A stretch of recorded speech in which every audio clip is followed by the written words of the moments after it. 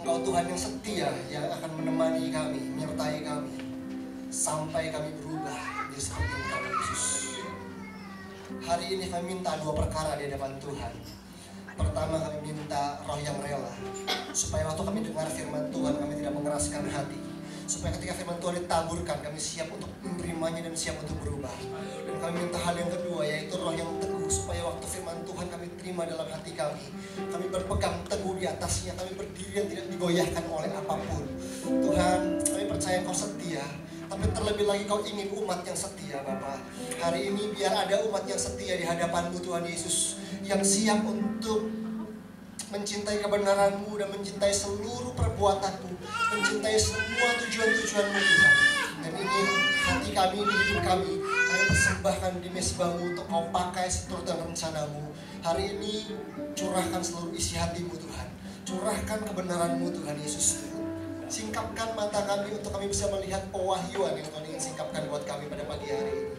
Dan kami menyambut kebenaran-Mu dengan hati yang penuh syukur, dengan kerendahan hati, dan dengan hati yang penuh rasa lapar dan haus akan Engkau. Di dalam nama Tuhan Yesus Kristus, haleluya. Amin, amin. Silakan duduk. Shalom semua, Bapak Ibu, teman-teman semua. Gimana kabarnya? Gimana libur lebarannya?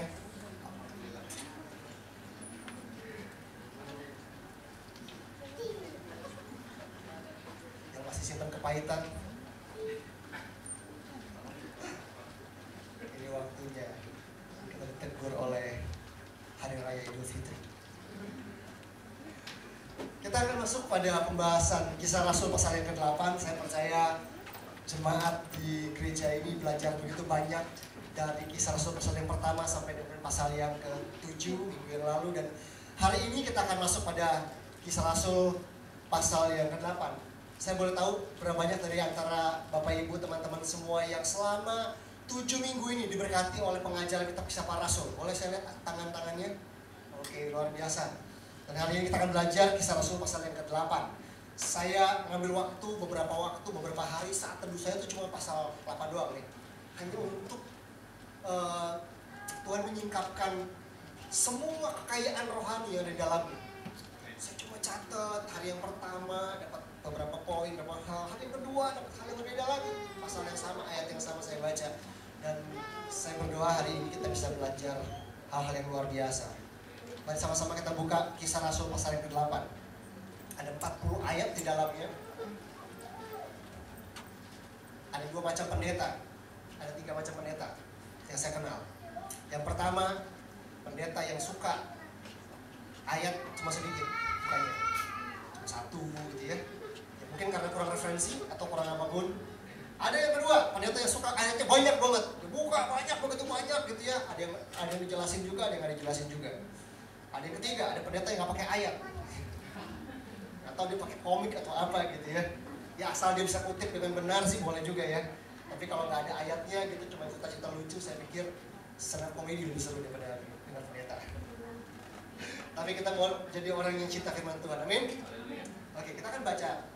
Saya akan membacanya bertahap sambil saya akan memberikan 4 poin tentang greater power atau God's greater power, kuasa Allah yang lebih besar di dalam kita.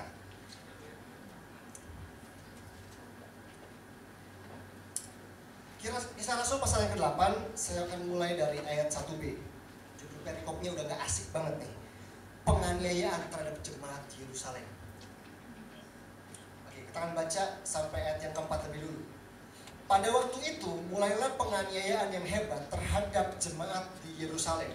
Mereka semua kecuali rasul-rasul tersebar ke seluruh daerah Yudea dan Samaria. Orang-orang saleh menguburkan mayat Stefanus serta meratapinya dengan sangat, tetapi Saulus berusaha membinasakan jemaat itu, dan ia memasuki rumah demi rumah dan menyeret laki-laki dan perempuan keluar dan menyerahkan mereka untuk dimasukkan ke dalam penjara. Ayat yang keempat, mereka yang tersebar itu menjelajah seluruh negeri itu sambil memberitakan Injil. Sampai situ dulu, teman-teman semua, Bapak Ibu semua. Waktu satu kali saya coba mencerna, mempelajari apa itu gereja apostolik. Mungkin Bapak Ibu pernah mendengar istilah apostolik. Apostolik itu bukan apotik, bukan, beda ya. Apotik itu tempat jual obat gitu. Apostolik itu kalau bahasa Indonesia itu kerasulan gitu. Jadi ada gereja yang tidak percaya bahwa karunia rasul dan jabatan rasul masih ada di generasi ini.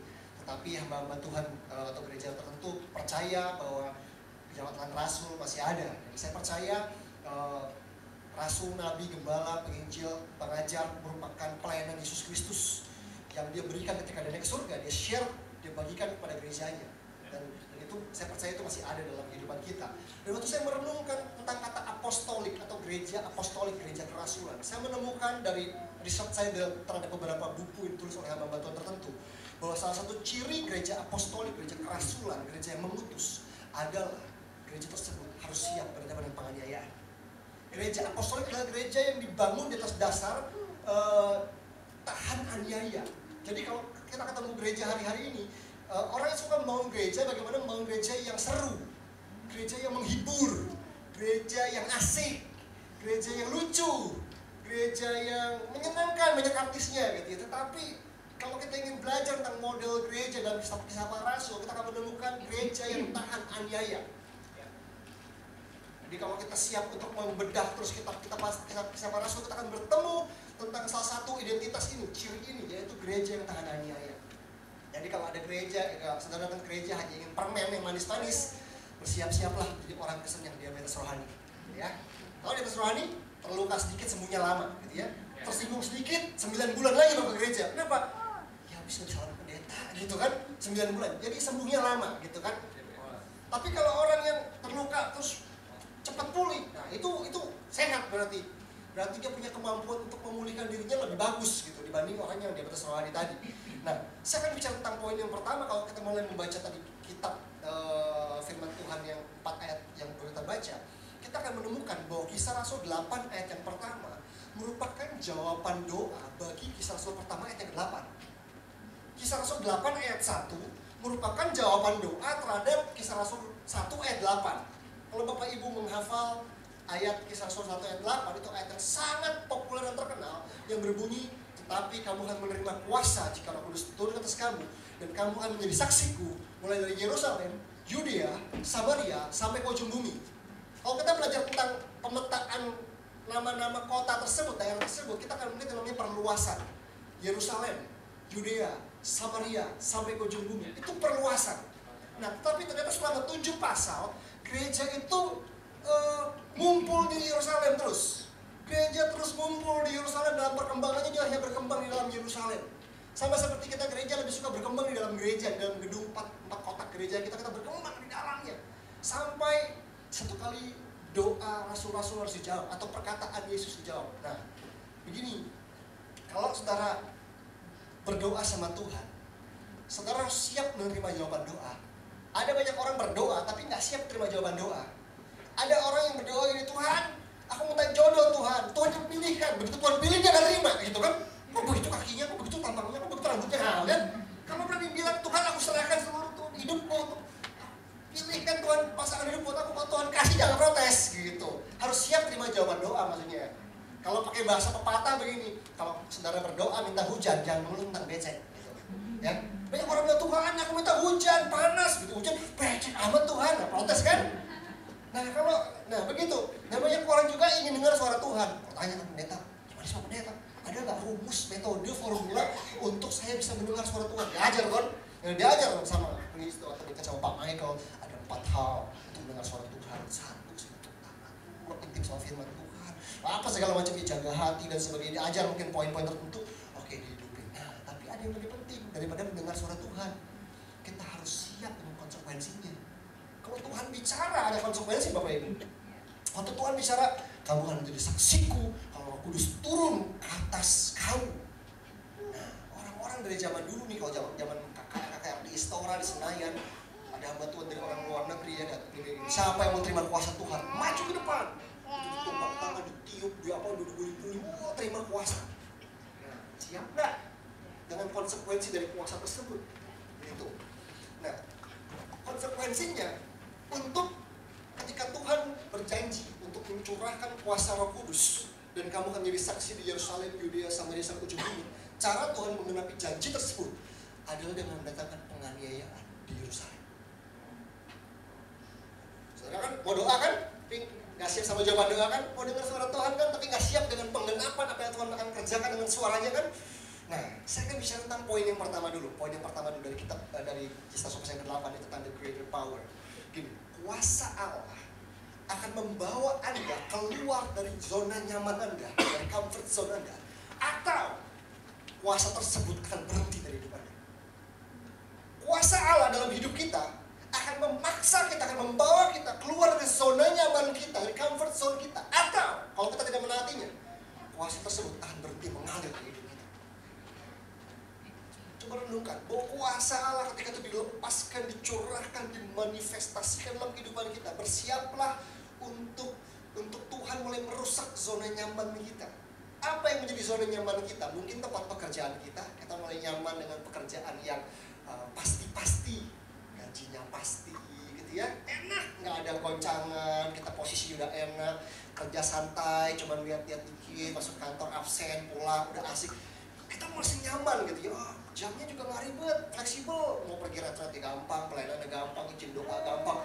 Tiba-tiba Tuhan satu kali ada kuasa tercurah, tiba-tiba ada goncangan dan Tuhan paksa kita untuk taat dan keluar dari zona nyaman tersebut. Dan saudara tahu konsekuensinya, begitu saudara nggak taat, kuasa akan berhenti mengalir.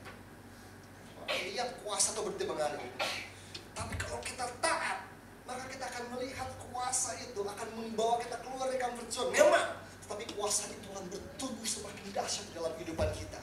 Ada perbedaan yang besar antara orang yang memiliki kuasa dengan orang yang berjalan dan beroperasi di dalam kuasa tersebut. Ada banyak orang Kristen merasa memiliki kuasa. Ada banyak orang Kristen merasa memiliki Yesus. Saya memiliki Yesus, saya punya Yesus. Kita nggak perlu takut kan kita punya Yesus kan gitu jawabannya. Tapi ada banyak ada perbedaan yang besar antara saudara memiliki Yesus dengan orang yang berjalan bersama Yesus. Ada perbedaan besar memiliki kuasa dengan berjalan dan beroperasi dalam kuasa. Iblis gak takut saudara punya senjata rohani. Iblis gak takut kita punya firman Allah, pedang roh, perisai iman dan sebagainya. Mau basoka rohani, granat rohani, Iblis gak takut selama gak dipakai. Saudara tahu, pernah lihat orang berantem? Nah, banyak orang gini ya, kalau berantem ada yang gak banyak ngomong, dia main hajar gitu ya. Sampai temen begitu, kalau berantem gitu ya, dia diem, orang maki-maki, dia disikat gitu kan, roboh. Tapi ada orang yang kalau berantem, dia gak berani pukul, ngebacot doang gitu, apa lu, ngancam doang gitu. Tau gak, kalau ada orang berantem, itu bawa golok, cuma gini-gini doang. Orang tuh gak takut gitu, apalagi goloknya cuma gini, wah keluarin nih, wah kelamaan gitu kan, disikat tuh doang gitu. Nah itu contoh yang salah sebenarnya. Tapi iblis tuh gak takut kalau kita punya pedang roh, firman Allah, itu cuma disimpan. Allah iblis, kau berani awas tuh gitu. Makanya saya tuh suka bingung kalau orang merasa confident imannya di dalam kebaktian. Apalagi kalau WL-nya, worship leader-nya, ini saya bukannya saya nggak bilang ini salah, cuman kalau cuma kita berhenti di sini salah gitu. Cuman kalau kita berhenti, saudara, anak Tuhan, amin, gitu ya, berkemenangan, amin. Oke, kita injak iblis. Pernah denger itu WL tuh, yuk 3 kali ya, 1, 2, 3 sampai keok lagi sekali lagi gitu kan. Iblis tuh nggak keok, cuma gitu doang. Kalau saudara nggak taat, beneran? Dia nggak takut sama orang yang injek iblis gini doang. Dia ketawa lucu ya gitu ya, aneh gitu. Dia nggak takut. Saudara injek iblis begini tapi nggak ngampunin, dia nggak takut. Tapi kalau saudara pun kalem-kalem penyembah, tapi saudara ngampunin orang lain, saudara mengasihi orang lain, saudara taat sama firman, dia gemetar. Jangan firman tuh cuma jadi pajangan. Kalau kita cuma dengar firman, belum melakukan, itu kumur-kumur. Pernah tau nggak? Kalau saudara haus minum, terus gitu kan, itu kumur-kumur, nggak hausnya nggak hilang. Tapi begitu kau dengar firman, dilakukan, itu namanya minum, masuk ke dalam. Ditambah penganiayaan, itu lebih lengkap. Kan kalau kita dengar firman, dilakukan, dibilang firman itu jadi daging dalam hidupanku. Begitu dipaksa dengan penganiayaan, firman itu jadi otot dalam hidupmu. Yang bikin kau kuat itu otot, bukan daging. Pernah lihat orang gede gitu, gede tapi doyong-doyong gitu, nggak ada ototnya. Makanya gereja besar belum tentu sehat. Gereja besar bisa kena bengkak. Orang besar gitu, pipinya cabai ya, itu bengkak. Beda gitu. Kalau orang sehat, jadi gini, saya belajar untuk menemukan gereja yang sehat atau yang gereja tuh patokannya sederhana banget. Gereja yang sehat semua berfungsi. Kisah Rasul akan bilang ini, semua gereja jemaat harus berfungsi. Gereja sehat semua berfungsi. Meskipun anak kecil, anak bayi ya, kalau dia sehat, semua berfungsi. Matanya berfungsi, telinganya berfungsi, hidungnya berfungsi, lidahnya berfungsi, semua organ tubuhnya berfungsi. Meskipun dia kecil. Tapi ada orang yang udah tua, gede gitu ya, tetapi kakinya cacat, matanya cacat, organ-organnya rusak, dia nggak sehat dong. Jadi meskipun kita kecil, yang penting semua berfungsi dulu. Tapi ada juga yang besar berfungsi semua, lebih bagus lagi gitu kan. Tapi yang poinnya kita adalah bahwa kuasa akan membawa kita untuk berfungsi. Nah, kuasa itu akan berhenti kalau kita tidak berani keluar dalam comfort zone. Untuk itu kita harus berjalan di dalam kuasa. Kita nggak boleh hanya memiliki kuasa, kita harus beroperasi di dalam kuasa tersebut. Markus 16 bilang begini, tanda-tanda ini akan menyertai orang percaya. Kita akan menyembuhkan orang sakit, mengusir setan dan sebagainya. Waktu saya baca ayat itu, saya menemukan dua syarat sederhana untuk orang dalam kuasa. Tanda-tanda ini akan menyertai orang percaya. Syaratnya cuma dua. Satu, dia orang. Kalau dia kambing nggak bisa. Monyet dia nggak bisa. Jadi kalau dia orang, kedua percaya gitu. Jadi kalau dia orang, terus yang kedua percaya, maka dibilang ini, tanda-tanda ini akan menyertai. Kata kuasa di dalam bahasa Yunani yang paling terkenal adalah kata ini, dunamis. Dunamis itu kalau dihubungkan dengan kata dinamit atau dinamo. Nah, kata dunamis ini punya pengertian dua sebetulnya. Yang pertama itu daya ledak. Keren ya, daya ledak. Itu dunamis. Yang kedua, tanpa yang kedua ini, yang pertama nggak ada namanya, daya konstan. Jadi dunamis, kuasa Allah dalam kehidupan kita itu terdiri dari dua hal. Satu, daya ledak. Dua, daya konstan. Makanya kalau ada orang meledak-ledak bagi Tuhan, kalau nggak konstan, percuma. Ada tiga tipe orang Kristen.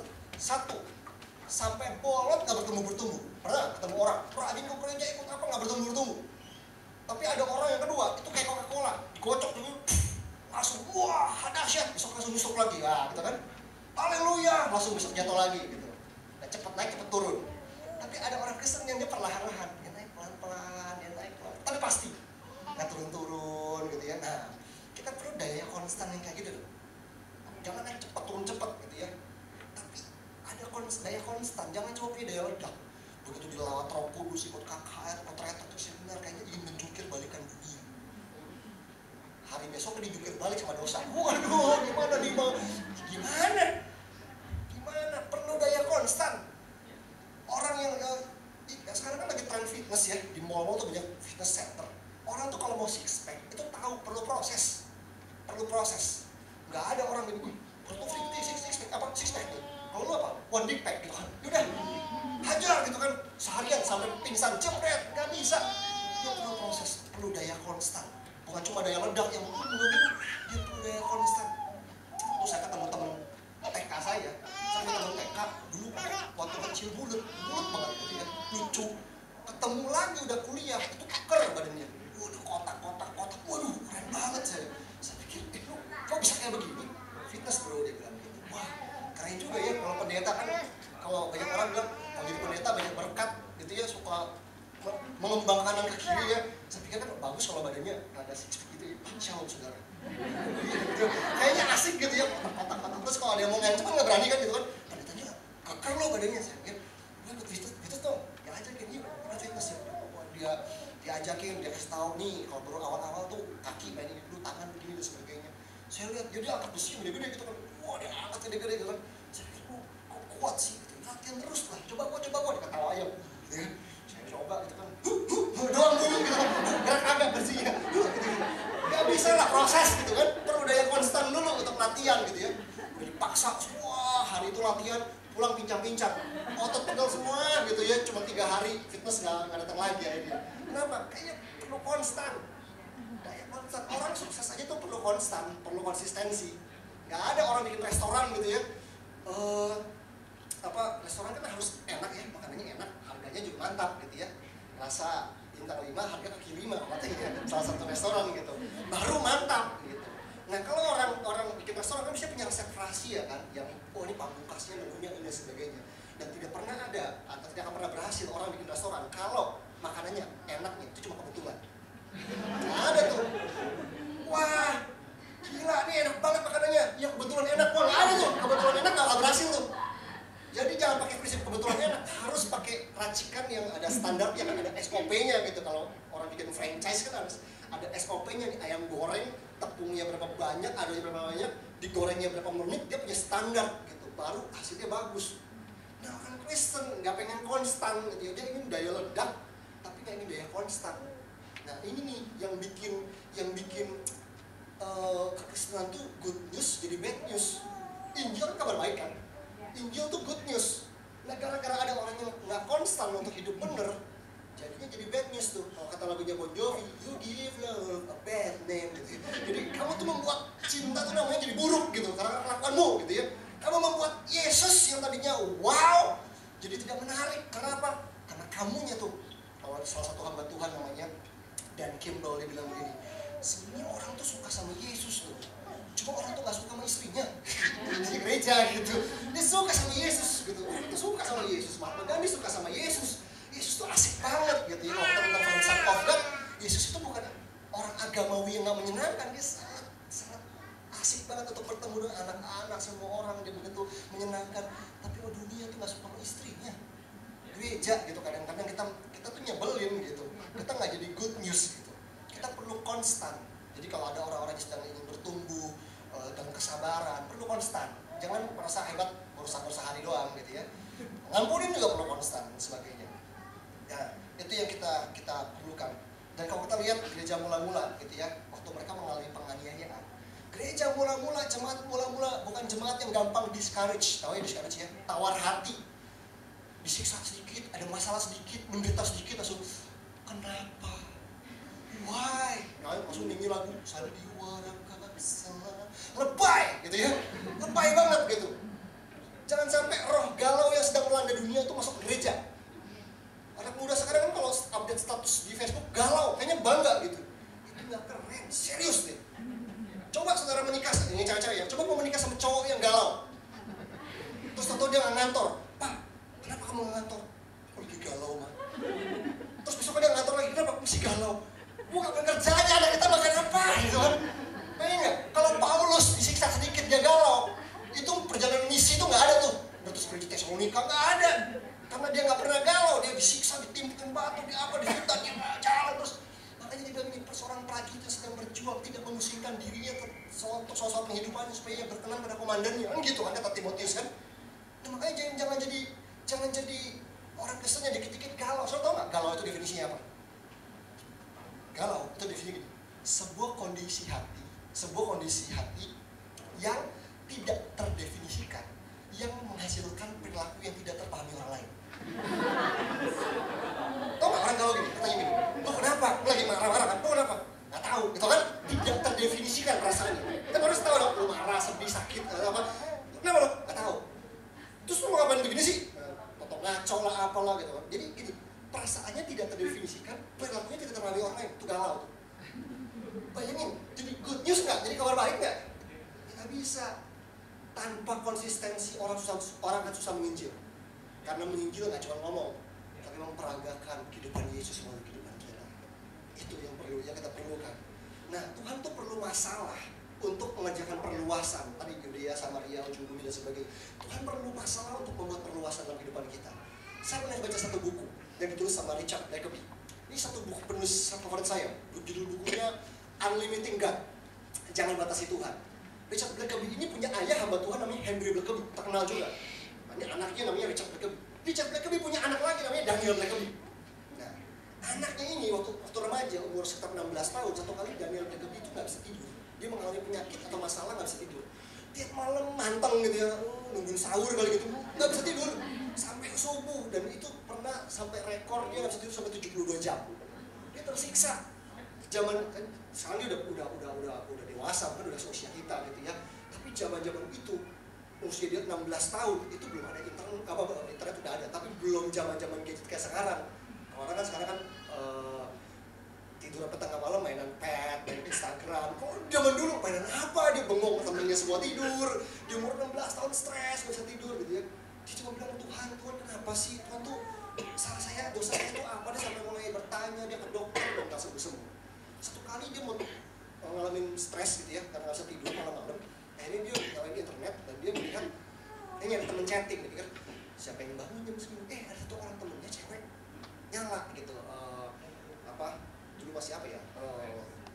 Ya, yang zaman begitu chattingnya zaman dulu banget. Terus dia nyapa dong, hai gitu kan, apa kabar gitu. Jadi ngobrol, kata temennya belum tidur, ngobrol. Terjadi sebuah percakapan, ternyata temen yang disapa itu, teman perempuannya itu, hari itu, malam itu, mau bunuh diri. Karena dia berpikir segini, hari ini, pokoknya ada satu momen dimana tahun ini nggak banget buat hidupnya dia. Dia merasa kosong, dia kadang-kadang ngobrol, akhirnya jadi bunuh diri. Nah, pokoknya singkat cerita, dari Bill Cosby satu kali pergi retret sama anak-anak mudanya gerejanya, di camp. Camp itu ada obrolan saling saksian. Tiba-tiba beberapa orang tuh bersaksi. Salah satunya cewek tadi, dia bersaksi bahwa saya harusnya tahun ini meninggal, tapi satu malam saya seorang sahabat saya menyapa saya, itu Daniel Blackaby, bersama saya, dan saya nggak jadi bunuh diri karena ada ketemu teman konseling. Dan tiba-tiba nggak cuma satu, ada sekitar 4 orang lagi yang bersaksi bahwa gara-gara Daniel Blackaby nggak bisa tidur, mereka tuh punya teman ngobrol gitu. Jadi salah satu ceritanya ada satu temennya cowok, dia udah terlibat narkoba tahun itu, pokoknya udah parah banget, dia mau bunuh diri, dia bilang gue mau bunuh diri, pasang es balok, potong urat nadi, dipikiran supaya mati pelan-pelan. Tapi kalau gue bunuh diri harus ada yang gue pamitin dulu, gitu ya. Kalau pamit sama orang tua pasti dicegah dong, gitu, pada ketahuan. Di malam-malam gue pamit sama siapa ya? Gue inget si Daniel pernah cerita, katanya dia tuh susah tidur nih hari-hari. Coba gue telepon lah, gitu ya. Telepon pamit terus gue potong tangan, gitu ya. Telepon, gitu ya. Tapi gini, kalau sampai dari yang ketiga dia nggak angkat, berarti dia tidur. Baru tring, langsung diangkat sama Daniel. Orang dia nganggur, nggak ada yang berjam malam, langsung diangkat gitu kan. Terjadilah proses konseling. Dan akhirnya pria ini pun nggak jadi meninggal. Gara-gara dinasihatin ngomongin, anak umur 16 tahun. Dan akhirnya ada di camp itu ada sekitar 4-5 orang yang bersaksi. Gara-gara Daniel Blackaby, hari ini saya masih hidup. Gara-gara Daniel Blackaby nggak bisa tidur, hari ini saya nggak jadi bunuh diri. Dan waktu itu ketika dia pulang camp, dia lari. Papanya jemput kan sih, cepet dia lari. Papa, dia pulang papanya kan. Oh, gimana campnya? Saya nggak nyangka, Pak. Ternyata waktu saya menyesal, saya bilang saya nggak bisa tidur gitu, saya bilang Tuhan mungkin jahat dan sebagainya. Ternyata enggak, Pak. Gara-gara Daniel nggak bisa tidur, ternyata ada 4-5 orang temannya itu nggak jadi bunuh diri. Dia cuma bilang begini, wow, pendeta aja tuh nggak bisa cegah tuh yang 4-5 tadi tuh. Tapi Tuhan pakai anak umur 16 tahun untuk mencegah 4-5 orang temannya untuk bunuh diri. Hanya karena apa? Dia rasa masalah yang datang dalam hidupnya dipakai untuk melayani orang lain. Nyaman nggak tuh? Nggak bisa tidur berhari-hari? Nggak nyaman, itu bukan comfort zone-nya dia. Jam 2, jam 3 paling enak tuh dalam hadirat Tuhan.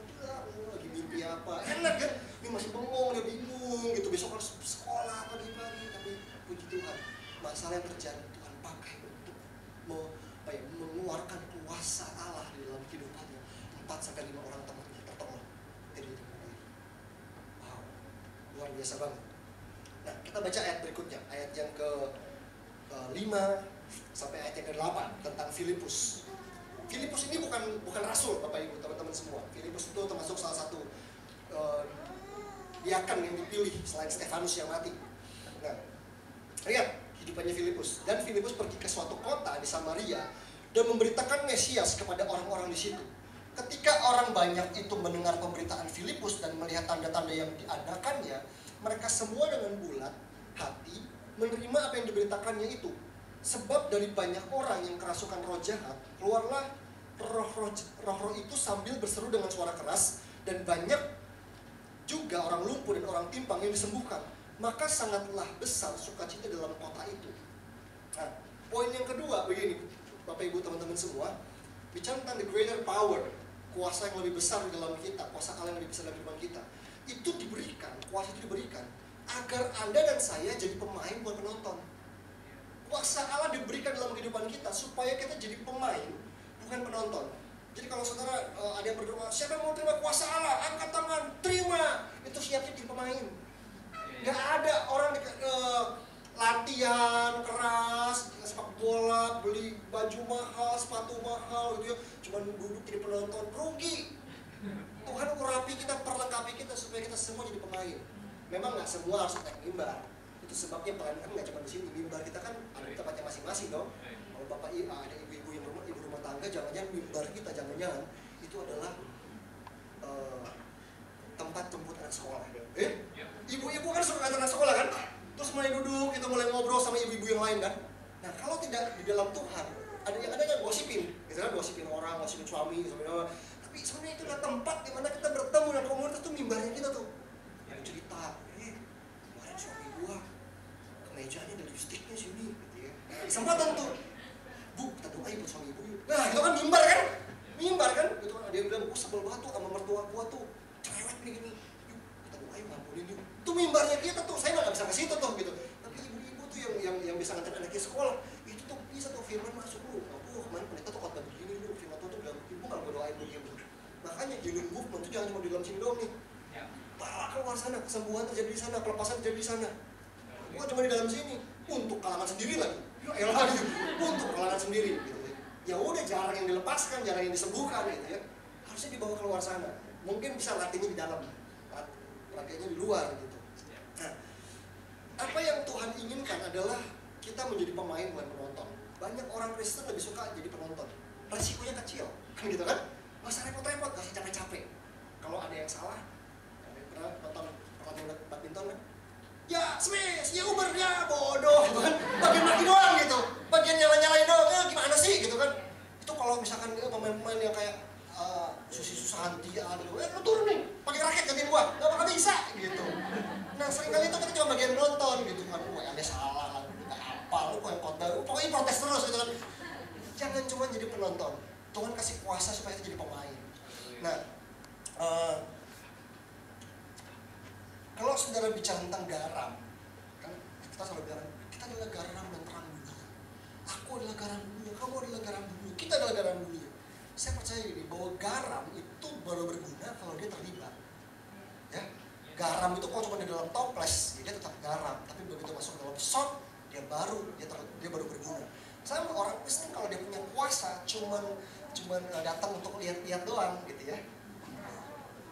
Gak ada kuasanya mau keluar di mana gitu. Itu sebabnya perlu orang-orang yang terlibat. Gitu. Makanya kalau ada orang yang lihat misalnya rasa gereja ini punya masalah, kok gereja ini kayaknya kurang begini, kurang begitu. Jangan cuma protes. Apalagi yang surat kaleng, paling nggak gentle banget kan, nggak ada namanya, gitu pakai akun palsu, email. Mending datengin ke gembala saudara, Pastor Michael atau Kristo atau Pastor Harry bilang gitu, bro atau Pak, saya ada masalah gereja ini kurang begini, boleh nggak saya bantu? Gitu dong, langsung bilang boleh nggak? Saya punya sumber daya, saya bisa A, bisa B, saya tidak ada masalah ini, kayak gereja nggak bisa maju kalau ini begini terus. Saya bagian solusinya. Gitu dong, jangan cuma salah nggak bisa, gini protes dulu kayak dewan juri gitu kan? Dewan juri, nyanyinya falas, coba lu nyanyi, ya, tes dulu. Lu masakannya nggak enak, coba lu masak, ya, tes dulu gitu. Makanya jangan cuma bisa kasih lihat itu salah, kasih solusi. Pak, kita perlu rata tempat yang bagus, boleh nggak sediain mobil, saya survein yuk, mau nggak? Gitu, kasih solusi. Gitu. Satu kali saya pernah gini, ada banyak orang nggak mau terlibat karena dua hal biasanya di dalam pelayanan. Karena dia nggak mau repot atau dia nggak mau terluka. Nah, ada orang bertanya, yuk terlibat yuk dalam pelayanan, yuk, kita punya kuasa untuk melayani. Kebanyakan orang tuh nggak mau tuh karena dua hal. Satu, takut repot. Dan salah satu mentor saya pernah bilang begini, salah satu syarat untuk melayani Tuhan itu bukan berbakat, belum tentu lah. Mungkin nggak semua orang lahir dengan bakat yang sama. Tapi syarat mutlak untuk orang mau melayani Tuhan adalah harus mau repot. Kalau orang udah nggak mau repot, pasti nggak mau pelayanan. Udah, dia cuma dipijit-pijit, ya. Dia layani. Harus buang mentalitas konsumen. Kalau ditanya bangsa Indonesia, itu tanya bangsa kita tuh bangsa produsen atau bangsa konsumen.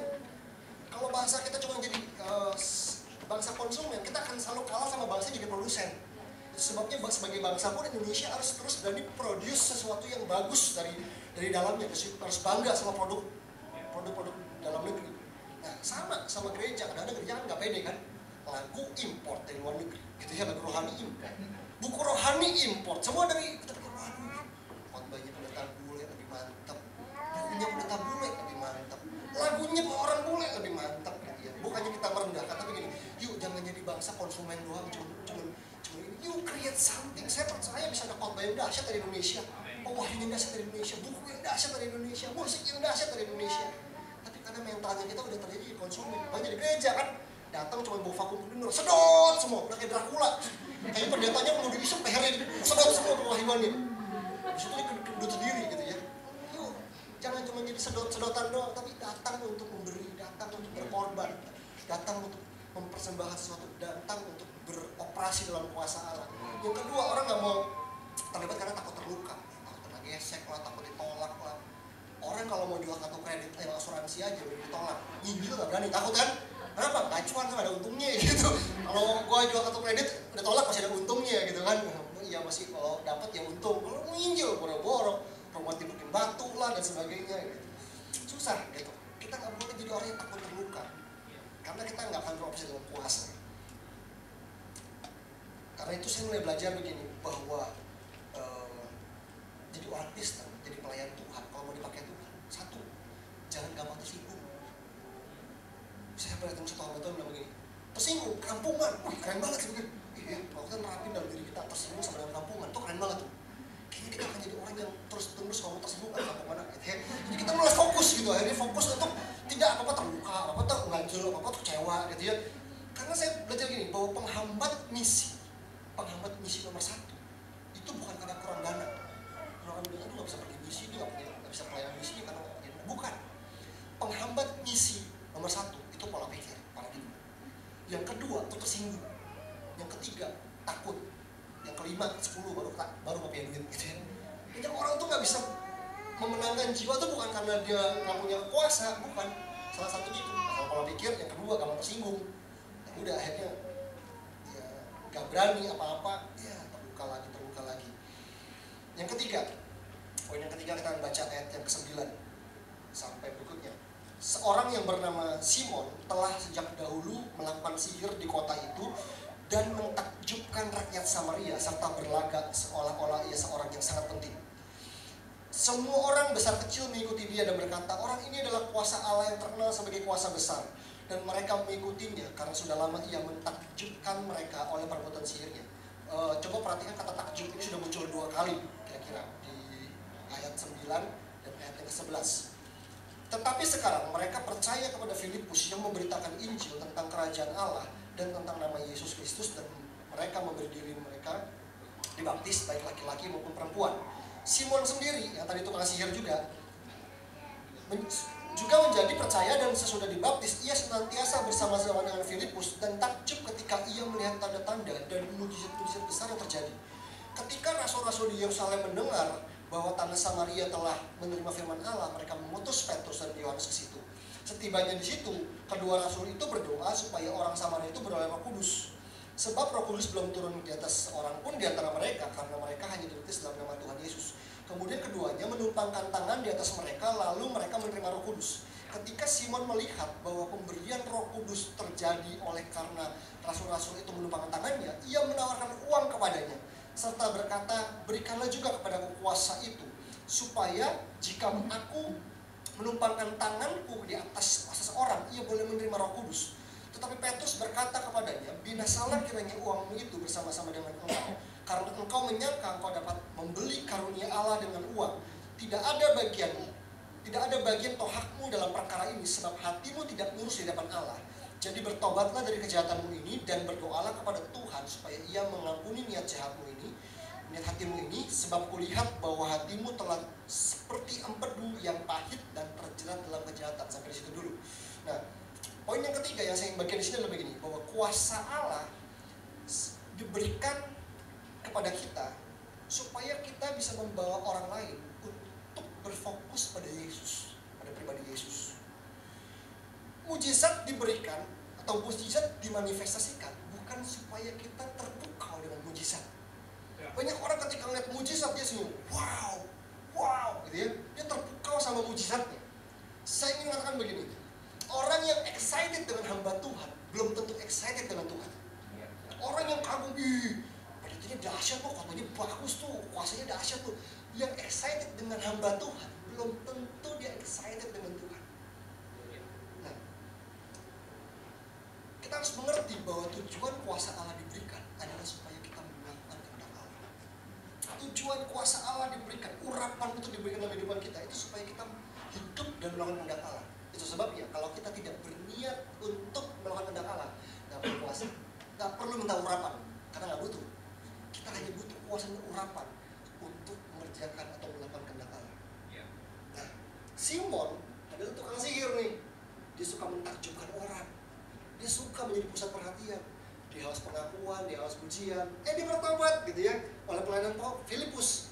Nah, sampai di ayat yang ke-12, 13 dibilang bahwa dia tuh ayat yang ke-13 ya, dia tuh senantiasa bersama-sama dengan Filipus. Kalau di dalam bahasa Inggrisnya, dalam The Message Bible dibilang ini, from that moment he was like Philip's shadow. Dia tuh momen itu dia kayak bayangannya Filipus gitu. Jadi saking dia mah fans sama Filipus yang sakti, dia kemanapun Filipus pergi, ini fans berat nih, fans berat. Oh, ada artis gitu ya, ada artis penyanyi gitu tuh, ada fansnya, artisnya tampil dimanapun dia muncul, maha hadir. Nah, ini Simon ini fansnya Filipus gitu ya. Dia udah dibilang like a shadow gitu, like a Philip shadow gitu. Dia kayak bayangannya Filipus gitu. Dia ngikut kemanapun.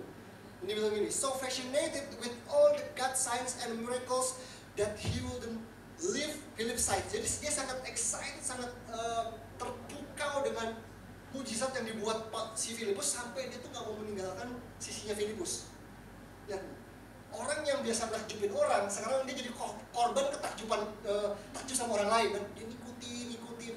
Tapi ternyata goalnya Filipus itu bukan pribadi Yesus. Itu sebabnya buat semua orang yang belajar tentang mujizat, kita tidak anti mujizat, kita percaya Allah ada the miracle maker. But ingat baik-baik, mujizat itu cuma tanda-tanda dan mujizat, signs and wonders. Saudara pernah tahu kalau misalkan pergi ke di jalan ke daerah gereja kami, itu ada pelang gede McDonald, McD, 700 meter McD, anak sana. Miracles and tanda-tanda mujizat itu kayak signboard itu tuh, kayak papan itu tuh, kayak pelang tadi tuh, McD, 700 meter. Saudara kalau lapar, nggak bisa datang ke pelang itu, mana burger, nggak ada. Makanya banyak orang tuh cuma nyarinya mujizat. Itu pelang, itu cuma menunjukkan bahwa itu Yesus gitu. Ya macam cuma gitu tuh.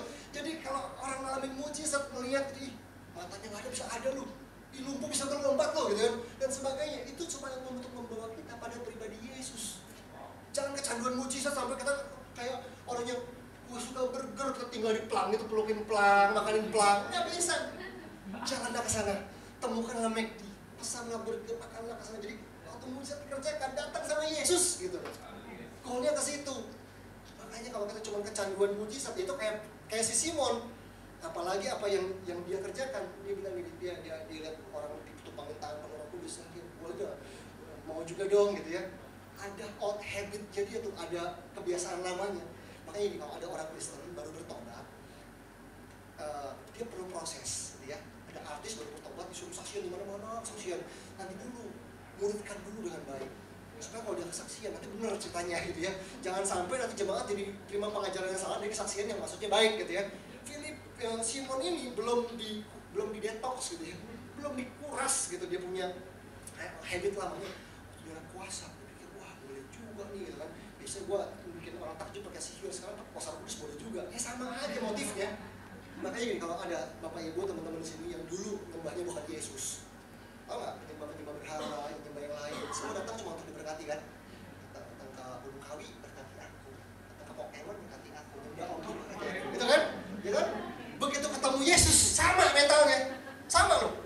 Yesus kayak gini botol dia, kalau di botol gosok gitu kan. Yesus tolong kalau dia apa gitu ya. Waduh, kalau butuh Yesus gitu ya cuma ada maunya doang. Apalagi kalau udah hari-hari pertama baru berdoa, baru bertobat, dia mencari Tuhan pun sungguh-sungguhan. Tuhan, tapi berdoa minta B apa yang bergumul sampai bikin poin kan 1 sampai 15 gitu kan, udah bulan keberapa gitu kan. Tuhan 1678 ya, waduh pada nyebut angkanya doang. Udah lagi nggak nyebut lama-lama lagi, cuma nyebut angka gitu kan. 1678 ya, gitu. Sudah pakai poin doang. Bayangin. Nah, apa yang diperlukan adalah itu. Nah, akarnya Simon kayak begini gitu ya. Dia punya akar pahit gitu. Dia punya hatinya seperti yang dulu. Ternyata akar pahit yang nggak diberesin membuat motivasi itu salah. Motivasi salah. Makanya ada hamba Tuhan seberbakat apapun, kalau dia menyimpan kepahitan dalam pelayanan, seringkali dia mudah tersesat. Mudah untuk menjadikan pelayanan itu menjadi pemuas nafsu duniawi. Bayangin, saya belajar dari Tuhan, ternyata pelayanan itu bisa menjadi pemuas nafsu duniawi. Kumpul sama teman-teman ngobrol, terus mereka tanya nih, sama-sama pendeta, sama-sama hamba Tuhan. Tahun ini lo khotbah berapa kali di luar? 60 kali, 1500 kali. Itu bisa jadi pemuas nafsu duniawi. Banyaknya pelayanan, diundang khotbah di sana, sini, sana, sini. Sampai kita tuh perlu detox loh. Hamba Tuhan juga perlu detox gitu untuk membuat buang-buang supaya motivasinya kita tuh tidak menyimpang. Fokusnya supaya tetap Yesus. Supaya tetap Yesus. Nah, orang yang terluka biasanya suka mengendalikan orang lain, suka ngontrol orang lain. Kenapa? Karena dia tidak ingin dilukai lagi. Dia ingin bisa mengendalikan keadaan. Dia ingin sihir. Sihir tuh gitu kan. Dia ingin mengendalikan orang menurut maunya. Sihir kan sebenarnya itu, esensinya itu. Jadi Simon ingin mengendalikan sesuatu menurut maunya dia. Nah, orang modal Simon perlu di-detox nih di dalam gereja. Motivasinya harus dimurnikan, sikap hatinya harus dimurnikan. Mau penyembahan, mimpin penyembahan, haleluya, cewek ting ting, ya waduh, gimana? Motif itu perlu di-detox.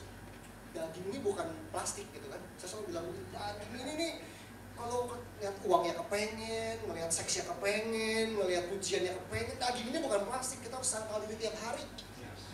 Habis khotbah orang salami, Pak dahsyat banget khotbahnya. Itu daging itu bisa berhasil.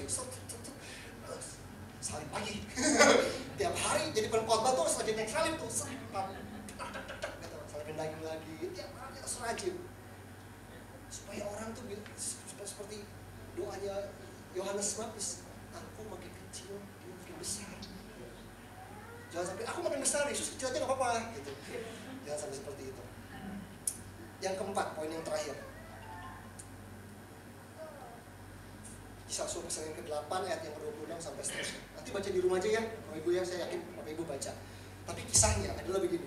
Ada sida-sida dari Ethiopia. Sida-sida itu biasanya adalah pelayan-pelayan raja, orang-orang kerajaan. Dia naik kereta. Tiba-tiba Filipus dapat pesan Tuhan, samperin, datangi orang itu. Orang itu lagi baca kitab Yesaya. Dia baca nggak ngerti gitu ya. Kalau didatengin sama Filipus dia bilang gini, Bapak ngerti nggak? Bapak baca apa? Gimana saya bisa ngerti, orang saya nggak ada yang nerangin, dia bilang gitu kan. Filipus langsung naik dan dia terangkan firman Tuhan sampai akhirnya sida-sida itu dibaptis gitu. Nah, itu intinya adalah itu. Nah, setelah itu saya menghubungkan dengan the greater power. Saya belajar ini, saya menemukan poin ini. Beroperasi dalam kuasa Allah harus dipimpin roh Allah. Orang yang ingin beroperasi dalam kuasa, dia harus hidup dipimpin roh Allah. Orang yang mau bergerak di dalam kuasa Allah, dia harus hidup dipimpin roh Allah. Saya mau ingatkan begini, bahwa urapan itu milik Tuhan, bukan milik hamba Tuhan. Urapan kuasa itu punya Tuhan, bukan punya hamba Tuhan. Nah, kita harus jangan terobsesi dengan kuasa sampai kita nggak tahu bagaimana how to handle. Kalau teman-teman ada yang suka mobil atau balapan mobil, orang suka gitu, wih mobilnya cepat lu, bisa kebut lu, cepat aja, ini dan sebagainya. Yang jadi permasalahan bukan berapa cepat sebuah mobil itu bisa lari, tapi apakah kita bisa menghandle kecepatan tersebut. Kalau tahu ya, kalau mobil pelan-pelan terus dia nabrak, gitu ya, ya penyok atau kegores ya. Tapi begitu dia kecepatan tinggi, saudara salah menghandle, dah meninggal, gitu ya. Nah sama, kuasa itu semakin dia besar, kita harus mampu menghandle-nya, harus mampu beroperasi untuk hidup di roh Allah. Itu sebabnya kalau orang nggak taat, tapi dia mau kuasa Allah, itu bahaya. Dan saya belajar, waktu saya belajar tentang ketaatan, saya menemukan 3 poin penting tentang ketaatan. Untuk kita menaati Tuhan, 1, kita harus taat sekarang. Jadi kalau taat itu jangan menunda, taat sekarang. Yang kedua, taat semua, jangan pilih-pilih. Perpuluhan boleh deh, bersihnya jangan ya. Gitu. Gak bisa, taat itu taat semua. Ya, taatnya taat sekarang, taat itu taat semua, dan taat selalu. TS-nya dari 3 tuh. Taat sekarang taat. Gitu ya. Yang kedua, taatnya semua, jangan pilih-pilih. Semua firman taatin dari Kejadian sampai Wahyu. Jangan cuma sekarang doang, tapi selalu taat. Besok taat, tahun depan bisa taat, tahun depan lagi bisa taat, 5 tahun lagi bisa taat. Itu orang Kristen, itu orang yang berjalan dalam kuasa. Itu yang bisa dipakai oleh Allah yang begitu luar biasa. Nah, Filipus itu dipakai oleh Allah. Dia mengalami tuntunan Allah untuk bergerak di dalam kuasa. Tapi apa yang menarik di sini adalah begini. Kalau kita mau dipakai oleh Tuhan, kalau kita mau diutus oleh Tuhan, kita harus mempersiapkan diri.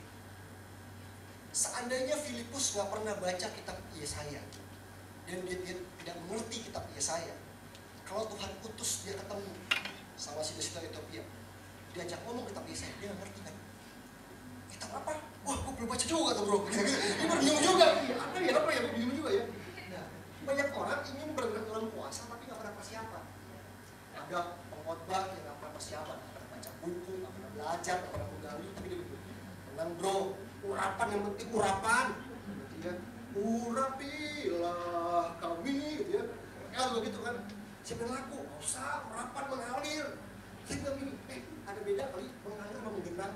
Mengalir itu tuh punya arah, gitu kan, lurus, belok, ada arahnya gitu mengalir. Kalau mengenang, bro, gitu, dia bingung gitu. Ada orang kan kalau penyembahan saking nggak persiapan, ngeblank gitu kan. Oh Yesus, bukan penyembah, dia bingung. Gitu. Itu menggenang, itu nggak persiapan. Kalau udah disiapin kan gini, ini, begitu ada intervensi kan tahu kan. Oh, Tuhan mau lagu ini. Dia ubah. Oke, nggak apa-apa. Dia udah tahu, dia punya pattern, dia nggak bengong, dia nggak ngambang, dia nggak menggenang, karena dia persiapan. Nah karena itu gini, urapan itu bukan, atau kuasa Allah itu bukan alasan untuk orang tuh malas. Itu bukan tempat untuk kita sembunyi dari kemalasan kita. Enggak. Saya percaya semua orang yang mau dipakai oleh Allah itu harus persiapan. Even buat ibu-ibu yang tadi mau memuridkan teman-teman ibu-ibunya yang nunggu di sekolahan bareng, harus belajar study juga, gitu kan. Kalau ada yang nanya, Bu, kok ibu orang Kristen Allahnya 3? Nah, bisa jelasin dong, kenapa dia 3, kenapa 1, kenapa Tritunggal, bisa jelasin dong. Nggak tahu ya, gue juga bingung, bilang gitu juga. Tanya apa, bingung juga. Gitu. Nah kalau ibu-ibu walaupun cuman jemput antar anak sekolah, tetapi powerful, gitu. Coba buka Matius ini, coba apal ayat, itu kan ibu-ibu, jadi pemuritan tuh.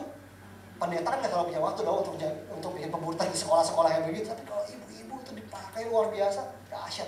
Di kantor lagi makan siang, ada yang punya masalah gitu ya. Terus bilang kita kamu kasih firman Tuhan sama dia untuk nguatin dia. Iya, firman Tuhan tuh bilang jangan khawatir gini-gini. Ayatnya mana? Mana ya? Iya, ada nggak ya? Bingung. Karena nggak pernah persiapan, nggak pernah dihafalin ayatnya, nggak pernah. Mau nginjil juga gitu, diajak di debat sama orang. Apa ya, ada ayatnya nggak? Iya bener juga, jangan-jangan gue salah ya. Ya gimana sih? Belajar dong gitu, hafal gitu, ngerti ayatnya di mana. Kitab ini ketemu saksi Yehova gitu kan dikupas, kitab Kolose kita bingung. Kitab Kolose ada ya? Kok masih nanya ada atau enggak sih gitu. Saya pernah ketemu satu hamba Tuhan di tahun waktu saya SMP. Dia bilang begini, dia sharing gitu ya di sebuah acara. Saya membaca di kitab Filipus, saya kaget kitab Filipus. Sejak kapan sih Filipus dari sekitar gitu? Maksudnya jadi kitab Filipi gitu, cuman mungkin hamba Tuhannya jarang baca Alkitab juga, dia baca kitab Filipus gitu. Saya aja anak SMP tahu loh, Filipus nggak ada, ini Filipi. Paling bahaya hari-hari ini jadi pendeta loh. Kenapa? Jemaat tuh pintar-pintar loh. Jemaat pergi kemana, beli VCD khotbah, beli DVD khotbah, nonton YouTube, beli buku, lebih rajin daripada pendetanya. Pendetanya khotbah jemaat udah tahu, gitu ya. Paling gawat loh. Makanya kalau jadi hamba Tuhan malas tuh paling gawat deh. Hari-hari ini, pinter-pinter. Lo anak SMP, saya khotbah di Bertin, anak remaja. Mereka, kita ngomong salah tuh nanti tahu. Dia buka Google, ketik, salah kakaknya tuh, tahu ini salah. Dia bisa tahu loh.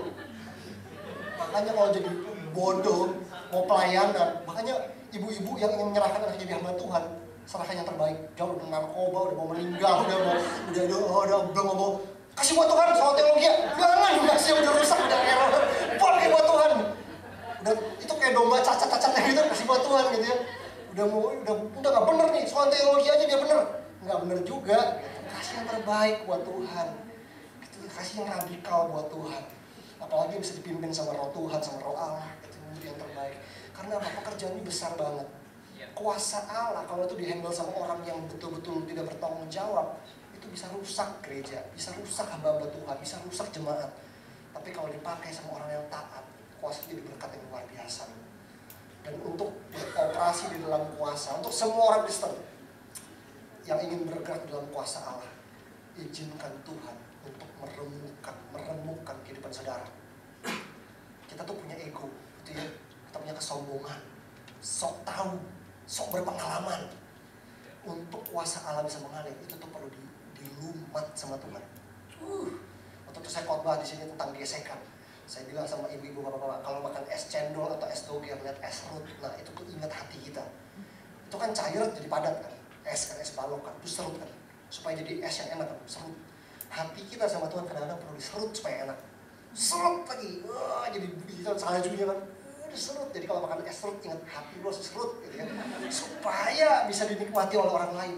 Perlu digesek sama Tuhan. Dan saya bilang begini, kuda pacuan yang dipakai untuk balapan itu dulu kuda liar yang dijinakkan kan, dilatih, tanda kutip ini, diremukkan willnya, keinginannya, egonya. Kuda tuh punya ego loh, dia punya tenaga kan kuat kan, tapi begitu dia diremukkan willnya, egonya, kuda itu mau bisa taat, dia bisa obey. Kalau ditarik dia berhenti, kalau dia lari gitu ya. Begitu dia taat, kuda itu siapa? Sepacuan. Begitu dia tunggangi oleh seorang pemenang, dia mulai dia udah lari dengan segala potensi di dalam ketaatan pada pertandingan. Kuda yang tadi liar, yang sudah ditaklukkan hatinya, bisa jadi pemenang. Sama kayak orang Kristen, kita kan semua liar kan, aku pengen nanya ibu, wah semua itu perlu dilumat sama Tuhan kayak es serut. Waduh, jawret gitu ya. Begitu dilumat, diremukkan gitu ya. Nah, baru tuh kalau Tuhan bilang ini, kalau katanya lebih dari pemenang, gimana caranya? Untuk jadi pemenang, Tuhan perlu remukkan kita, egonya kita, supaya kalau Tuhan kasih kuasa dalam kehidupan kita, kita akan beroperasi dalam kuasa yang dahsyat. Ayat yang terakhir boleh ya? Lukas 9. Ini cuma contoh aja, satu contoh. Murid Yesus bisa mereka ingin bergerak dalam kuasa dalam spirit yang salah. Gitu. Lukas 9 ayat 51 sampai 55. Lukas 9 ayat 51 sampai 55. Yesus dan orang Samaria ayat 51 sampai 55 56 lah. Ketika hampir genap waktunya, Yesus diangkat ke sorga. Ia mengarahkan pandangannya untuk pergi ke Yerusalem. Yesus mau disalib nih ceritanya. Dan ia mengirim beberapa utusan mendahului dia. Mereka itu pergi lalu masuk ke suatu desa orang Samaria untuk mempersiapkan segala sesuatu baginya. Tetapi orang-orang Samaria itu tidak mau menerima dia karena perjalanannya menuju Yerusalem. Jadi dia mau lewat Yerusalem, orang Yerusalem nggak kasih lewat gitu. Nggak tahu kenapa penyebabnya, apakah Yesus terlalu populer dan sebagainya, boleh ditutup, dia nggak boleh lewat. Ketika kedua muridnya yaitu Yakobus dan Yohanes melihat hal itu, mereka berkata, Tuhan, apakah engkau mau supaya kami menyuruh api turun dari langit untuk menyelamatkan mereka? Nih, murid Yesus tuh, darah panas ini, dicegat gitu loh, kayak preman, bayangin nggak? Punya kuasa, mentalnya premanisme. Ini kayak begini, guru, kan biasanya kan kuasa tuh yang buat orang sakit, melepaskan setan. Nih, dicegat gitu kan, dia nggak tahu siapa kita. Guru, bayangin nggak? Saya aja udah jadi pendeta bertahun-tahun, nggak berani loh janji turun dari langit, serius. Petasan dia nggak berani, gitu. Gimana loh? Dia berani loh, saking udah emosi nih, udah kayak preman kan. Ini kan kita, dia bikin mujizat loh, nantang begitu loh. Dua orang, dia nggak bilang, guru, bersedia kau turun api? Enggak, dia nggak bilang, Yesus, guru, mau nggak gua turun api dari langit untuk bersama mereka? Nekat loh, kalau lagi marah tuh gitu ya, suka kalap gitu, suka ngaco ngomongnya. Dia marah loh, dan Yesus dia bilang apa? Akan tetapi ia berpaling dan menegur mereka. Yesus berpaling dan menegur. Dalam teks bahasa Inggrisnya ada di New American Standard Bible atau kalau misalnya King James dan beberapa terjemahan lainnya, itu ada kalimat yang hilang ternyata. Setelah kalimat terakhirnya, nggak tahu di sini apakah Bapak Ibu ada yang punya kalimat bahasa Inggrisnya, itu kalau dicek nanti ya, ada kalimat begini nih. Waktu Yesus berpaling dan menegur mereka, Yesus tuh sebenarnya ada satu kalimat yang hilang di LAI. What kind of a spirit you are? Roh apa yang ada pada kamu? You don't know what kind of spirit gitu. Jadi waktu murid-murid itu terlalu antusias dengan kuasa, dicegat. Kamu guru mau kami turunkan api dari langit. Yesus berpaling dan menegur mereka. Dan kalimat yang hilang begini, Yesus bilang begini, kamu nggak tahu roh apa yang sedang mengendalikan kamu. Kamu nggak tahu kuasa itu kamu mau operasikan dengan roh apa. Jadi murid-murid Yesus yang penuh kuasa tadi, dia bisa bergerak dengan mentalitas yang salah. Roh yang salah, ditunggangi orang salah. Rohnya mereka, roh premanisme, roh serigala yang menerkam. Nah, jawabannya kan gini, berarti Yesus nggak setuju sama roh itu. Terus roh apa jawabannya kan gitu kan? Roh apa yang Yesus inginkan ada dalam murid-muridnya itu supaya kuasa itu dihandle dengan roh yang Yesus maksudkan kan? Karena roh ini salah nih gitu. Jawabannya sederhana, ada di pasal berikutnya. Pasal berikutnya pasal 10 kan? Dibilang Yesus mengutus 70 muridnya. Terus di ayat yang ketiga, Pergilah, sesungguhnya aku mengutus kamu seperti anak domba ke tengah-tengah serigala. Tadi yang mau membinasakan pakai api itu roh serigala tuh. Serigala lawan serigala gitu kan. Lu jual gua beli gitu kan. Nah, itu preman itu kayak begitu. Enggak layak terima kuasa. Yesus bilang, karena aku utus kamu bukan seperti domba, seperti anak domba. Domba lawan serigala kalah, apalagi anaknya. Lu pakai berdaya lagi gitu. Tapi gini, kunci untuk memegang kuasa Allah adalah roh anak domba. Makanya yang duduk di atas tahta menurut Wahyu adalah anak domba. Yesus sang anak domba itu. Itu sebabnya kita perlu roh anak domba untuk beroperasi di dalam kuasa Allah. Jangan-jangan yang ada di dalam kita ini masih roh serigala nih. Serigala berburu domba, bawaannya kalau ada diinjek dikit, disenggol dikit, jangan dipotong sama mobil lain, kita roh serigalanya kita nih ya, wah yang mau marah. Tuhan bilang enggak, rohnya bukan itu. Bukan domba lagi, anak domba. Domba aja kalah sama serigala, apalagi anaknya kan gitu kan. Itu menunjukkan kebergantungan kita sepenuhnya kepada Allah. Kuasa boleh dahsyat, tapi kita harus menggunakannya sesuai dengan petunjuknya Tuhan. Baca aturan petunjuknya, kayak minum obat kan. Kalau minum obat itu baca petunjuknya dulu gitu. Baca petunjuk penggunaan kuasa. Kalau ingin menggunakan kuasa, tanya sama Tuhan, Tuhan boleh nggak? Tuhan, aku ingin melakukan ini, apakah ini sesuai dengan sifat-sifatmu Tuhan untuk mengasihi orang lain? Kalau saudara bingung untuk buat keputusan, bingung kan, ada gray area kan, boleh nggak, atau nggak boleh nggak? Kalau saudara bingung untuk tahu kehendak Tuhan, patokan saya yang terakhir lagi, apa yang saudara putuskan sesuai nggak sama sifatnya Tuhan? Itu udah paling terakhir. Sifatnya Tuhan seperti ini nggak? Kalau tergoda untuk curang, tricky dalam pekerjaan, kok kayaknya nggak cocok sama sifat Tuhan? Oke, jangan. Sifat Tuhan harus jadi patokan terakhir dalam kehidupan kita. Saya percaya kalau kita bersedia untuk hidup 4 hal ini, kita akan bergerak dalam the greater power yang lebih dahsyat lagi, bukan untuk diri kita sendiri atau untuk di dalam gereja kita, tetapi untuk memenangkan generasi ini bagi Yesus. Mari kita balik berdiri, tundukkan kepala, kita berdoa.